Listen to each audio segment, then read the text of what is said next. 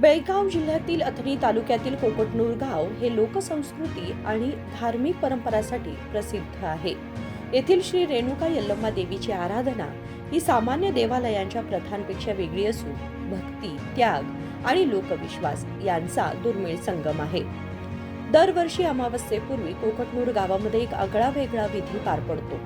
लोककथांनुसार याच दिवशी माता रेणुका यल्लम्मा यांनी सौभाग्याचं भाग्य गमावलं असं मानलं जातं. त्यामुळे त्या दिवसापासून पुढील 3 महिन्यांपर्यंत गावात कोणतंही शुभ कार्य केलं जात नाही.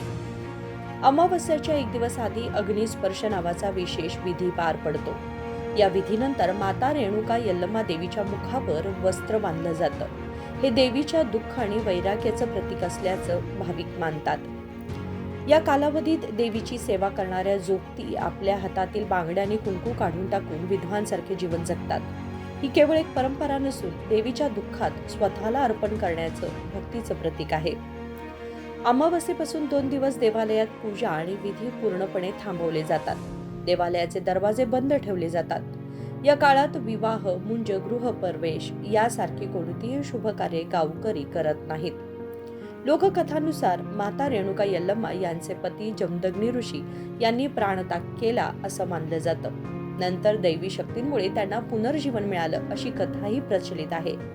या घटनेशी संबंधित दुःख आणि त्यागाच्या स्मरणार्थ ही परंपरा आजही पाळली जाते. आधुनिकतेच्या काळातही कोकटनूर गावाने आपल्या पारंपरिक परंपरा जपून ठेवल्या आहेत. हे विशेष.